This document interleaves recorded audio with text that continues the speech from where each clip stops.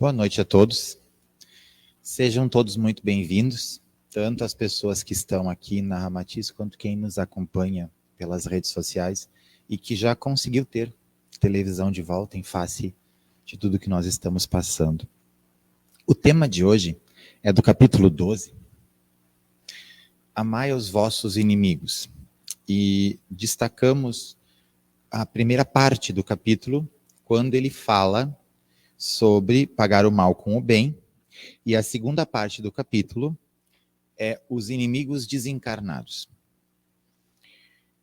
Quando nós paramos para tentar entender este processo, a primeira coisa que nós temos é uma dúvida muito grande sobre como amar alguém que de alguma forma me machuca.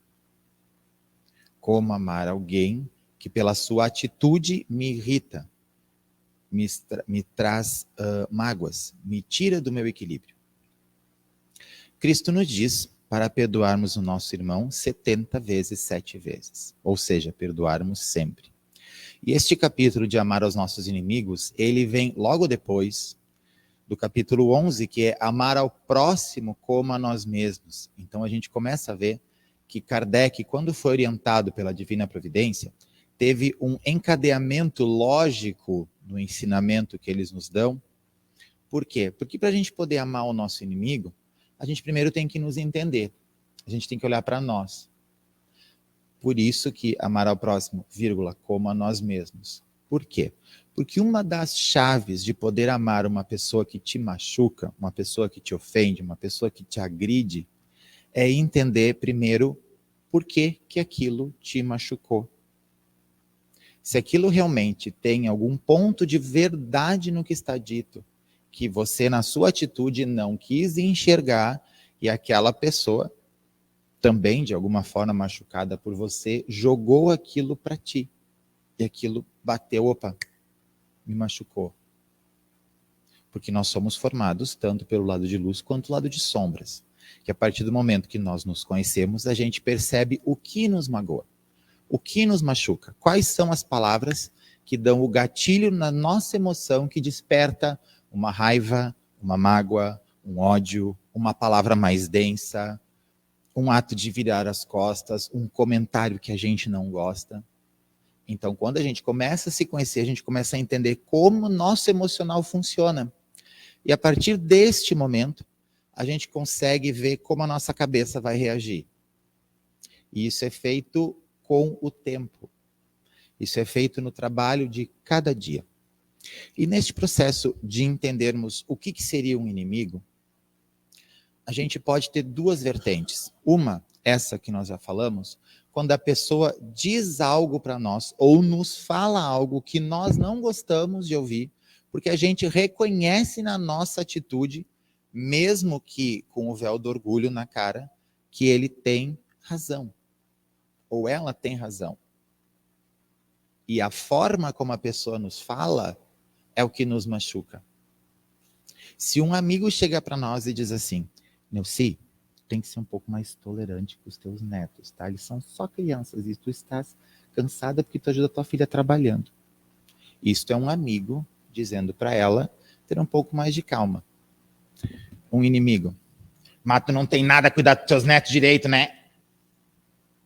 As duas frases é a mesma coisa, só que a forma como foi dita agride. A primeira forma foi dita por um amigo, a segunda por alguém que queria atingir ela. O que ela faz nesse momento?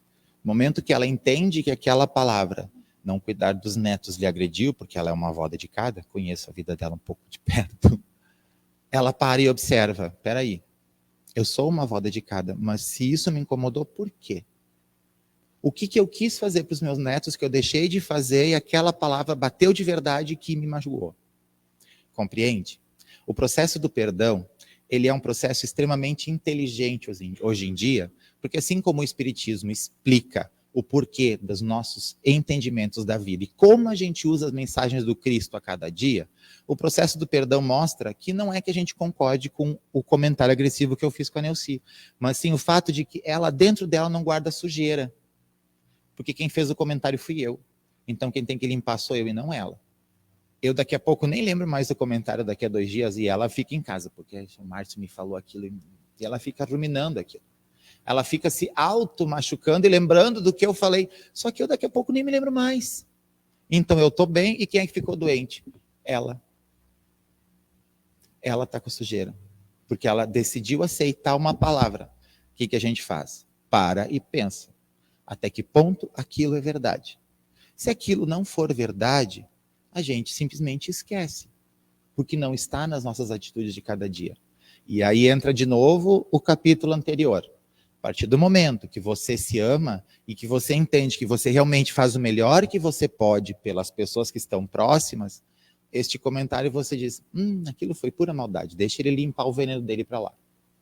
Compreende? A gente para e usa a mente para controlar a emoção.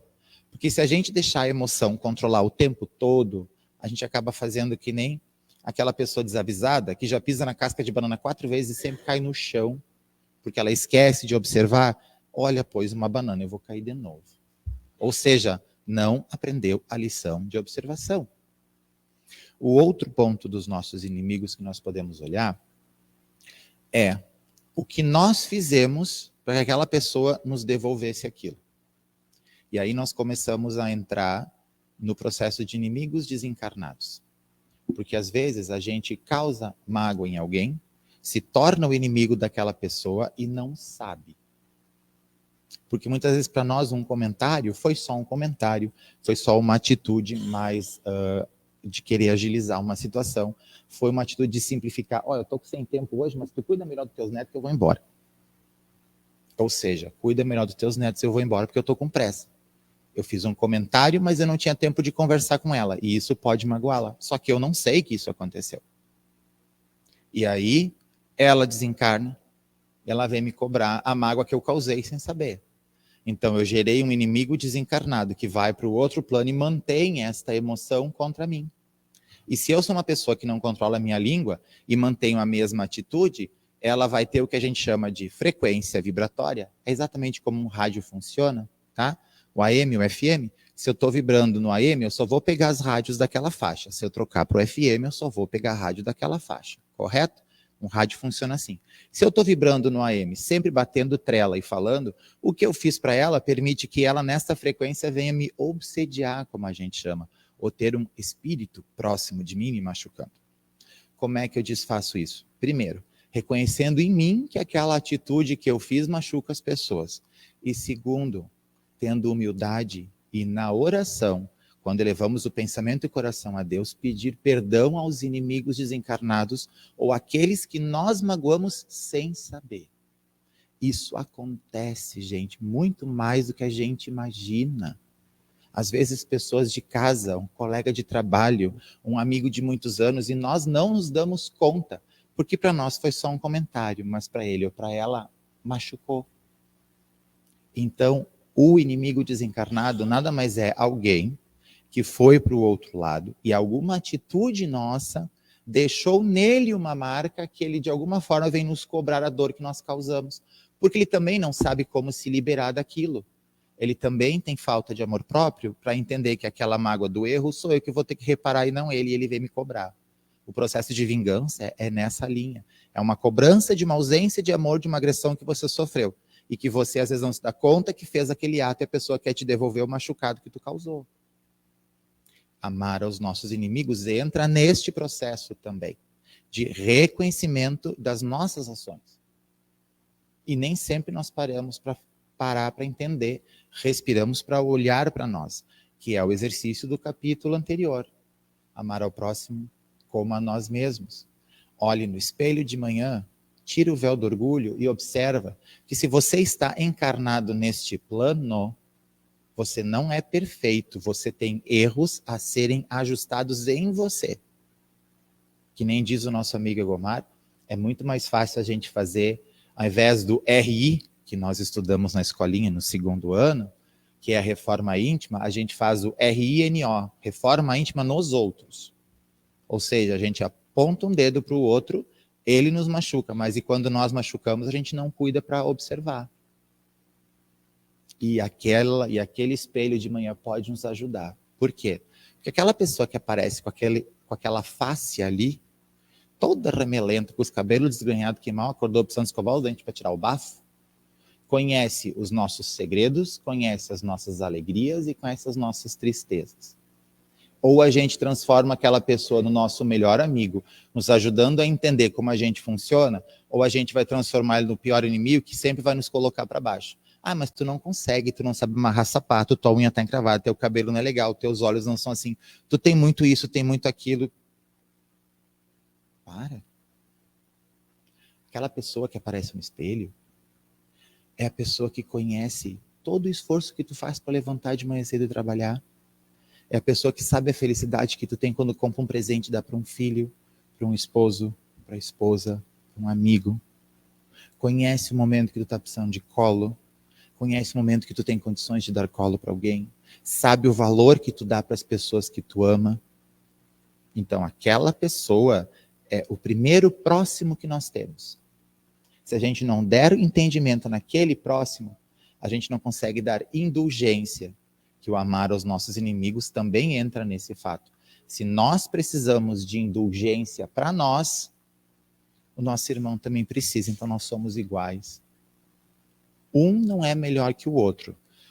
Como o meu mentor de vez em quando me puxa as orelhas e lembra, a gente nasce, Márcio, careca, pelado e sem dente, todo mundo igual. E a terra dos pés juntos, vão com o caixão de madeira, outros vão cremados, mas vai todo mundo embora. E caixão não tem gaveta, então fica tudo aqui. E até hoje eles nunca acharam um sangue diferente da cor vermelha correndo em todas as pessoas. Então é todo mundo igual. Mas algumas pessoas têm um processo diferente de entendimento da vida. E aí elas se machucam. E a vida repete a lição. E a vida bate de novo. E a vida bate de novo. Poxa, mas por que está acontecendo comigo outra vez? Para e observa.